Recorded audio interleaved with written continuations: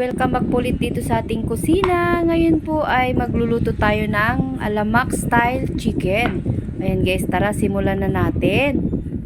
Meron tayo ditong chicken, leg quarter po yung part niya. Ayan, hinati ko po siya, bali 6 na piraso na siya. Pagkatapos natin lagyan ng asin, isisit aside muna natin at nagpakulo na ako ng tubig. Meron tayong ilalagay na mga spicy, luya, bawang at saka yung star anise. Lalagyan ko na rin siya ng pamintang buo. Ayan, hinalo ko siya. Tapos yung toyo guys. Balang nilagay ko half cup na toyo. Tapos pakukuluan muna natin bago natin ilagay yung manok.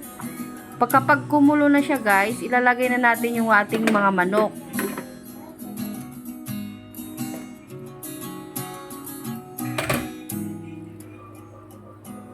Kung hindi mo pa ito nagagawa sa chicken, nako, subukan mo na to at talagang matatakam ka dahil alaya mac style yung kanyang at lasa.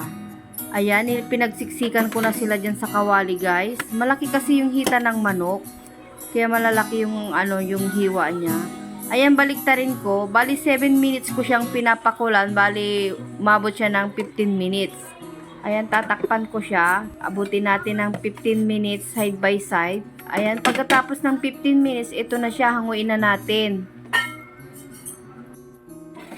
And then, nais ko lang pong i-shoutout yung mga bago nating followers dyan. Tapos yung ating mga viewers, shoutout po sa inyo. Marami pong salamat sa inyong mga panonood. Ayan, sa mga ating mga friendship dyan na laging nakasuporta. Marami pong salamat sa inyo. Ayan, pagkatapos natin siyang mahango dyan, lalagyan ko siya, ipapahiran ko siya ng toyo guys. Pagkatapos ko siyang pahiran ng toyo, idadry natin. Hayaan lang natin siya mag-dry. Saka natin siya ipiprito. Maganda ang kulay ng kinalabasan niya pagtas iprito. Ayan, nung nag-dry na siya, ayan, nagpainit na po ako ng mantika. Kailangan lubog sa mantika yung ating pagpiprituhan.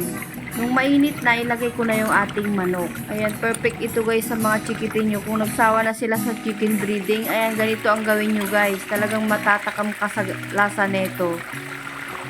Ayan, binaliktad ko muna siya para pantay yung pagkaluto niya. Sa puntong ito ay luto na yung ating chicken.